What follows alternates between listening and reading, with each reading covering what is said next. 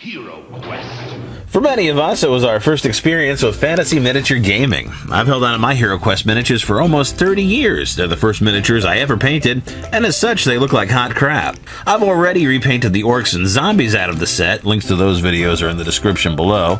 Today I'm doing the skeletons. I've only painted one of these guys, and you can see I didn't really put too much work into it. This is what I call the Halloween spooky scary skeleton look. When you were a kid, you think of skeletons in black and white. That's how you draw them on paper. It's how you see them in Halloween decorations and in cartoons. And I did the same thing with this guy. I just primed him in black and then dry brushed a little bit of white on him. Is it better than no paint at all? Possibly, but just in case, let's see if I've picked up any painting skills in the last 30 years. Now to start with, I'm going to take the mold line off of these guys. They've got a little knot on top of their head, as well as a mold line that goes along the ridge of the scythe itself. I'm going to take that off with a safety knife. After that, it's time for a quick dip in the acetone for our painted fellow here. I'm going to pull him out after just briefly dipping him in there and hit him with an old toothbrush and stick him back in, and we'll do that a couple of times. Don't overdo it. Don't leave them in there too long. Although this plastic does seem pretty resistant to acetone, it's better to not risk melting it. Now I'm going to flock these bases with craft sand, and one of the things that happens when you do that is the sand tends to cover up some of the feet, so it looks like your miniature is sinking. You know, this very light skeleton is sinking into the ground.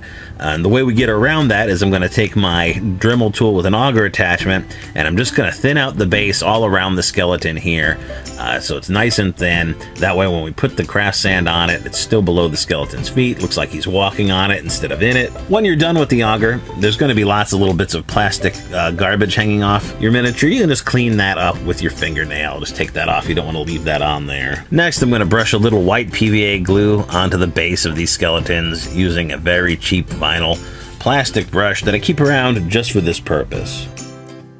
Then we'll give these little monsters a quick dip into some craft sand just on the base. Gonna let that craft sand sit for at least 3 hours or overnight, and then I'm gonna hot glue them onto a paint stirrer. This is a paint paddle you can get from Home Depot for free. You just help yourself to these guys, and I do this so I can paint the whole unit together. That way I'm not constantly picking up and putting down separate miniatures, and it helps me even here when I'm hitting these guys with some black spray primer.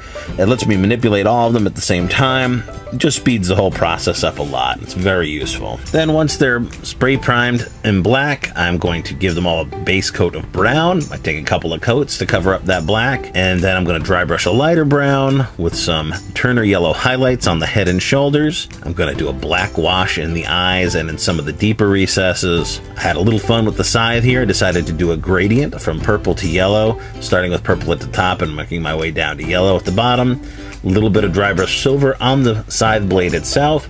Dry brushed a little gray and then onto the base. And then very lastly, we're going to hit it with a flat coat of varnish to protect our project. These are meant to be handled, and we don't want that paint rubbing off. Please hit the like and subscribe button if you enjoyed this video. Come check us out on Facebook. The link to our Facebook group is in the description below. And if you'd like to support the channel, please consider donating to my GoFundMe campaign. Thanks so much for watching.